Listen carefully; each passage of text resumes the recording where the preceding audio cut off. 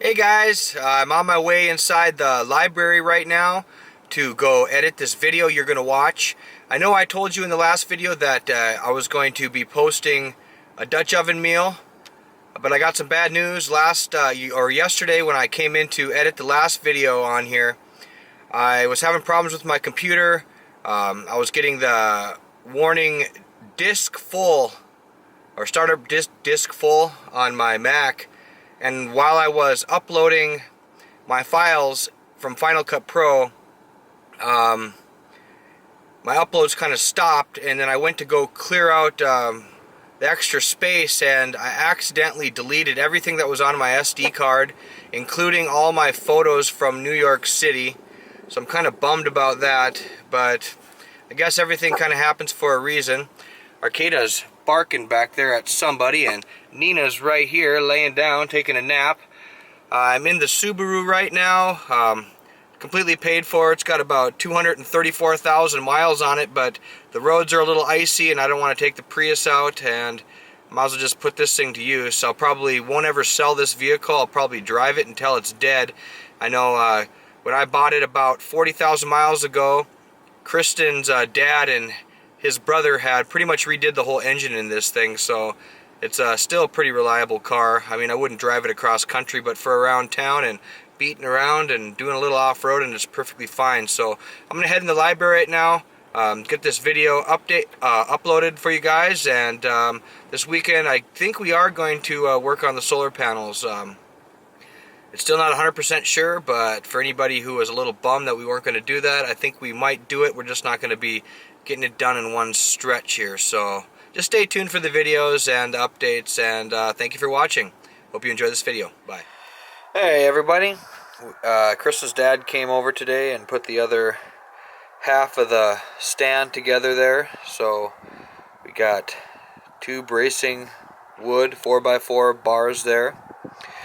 We also just got back from a Carpet World and picked up our Duraceramic. This is what we're going to be using for the entryway here. Gonna need about 30 pieces, and we're gonna Duraceramic it up to this edge right here, and then we're gonna put the wood flooring right behind that. But we want to get this kind of done in here too, because tracking in and out every day is kind of starting to put wear and tear on the floor there, and we just like to get it sealed up. But here we're going to kind of run you through how our normal process is of getting this fire going. So I'll put this up on the tripod and kind of explain step by step how we get a good warm fire in this fireplace here.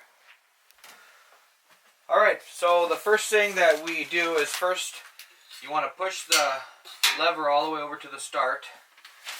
Don't forget to do that. And then I kind of like to make a good nest of newspapers. We pick the newspapers up. They're the free giveaway finders that they're just going to toss away and recycle anyway, so we just take them and use them for getting our fire started. So I'll crumple this stuff up right here. Try to speed the process up a little bit. But what I'm trying to do here is get a good nest going on in here. Kind of fluffy in there. So when I set the first pieces of kindling on there, there's enough fire going to actually get these going good, so they don't go out. And I don't like to have to restart my fire, so I just make sure I get it well stocked the first go, so I don't have to come back and worry about it. I'll just crumple these last pieces up. As you can see, I kind of have a nice nest in there. Hopefully you can see that good. And then I'll go around and take all these little pieces that I have previously cut. I cut all these kindling pieces down about once a week, and we have them stocked up out on the porch just so we don't have to go and do it every time we need to start a fire.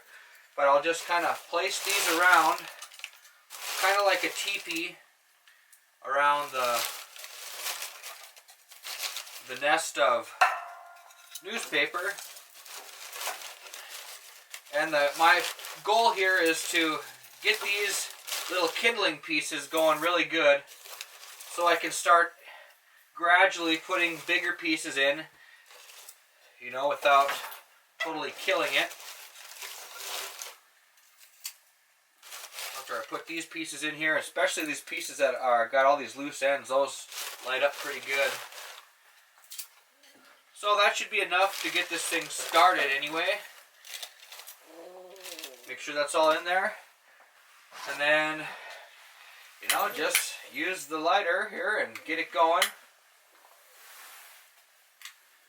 You always want to kind of stay by the fire and watch it so you don't have no pieces that accidentally fall out when you're not paying attention and burn your place down.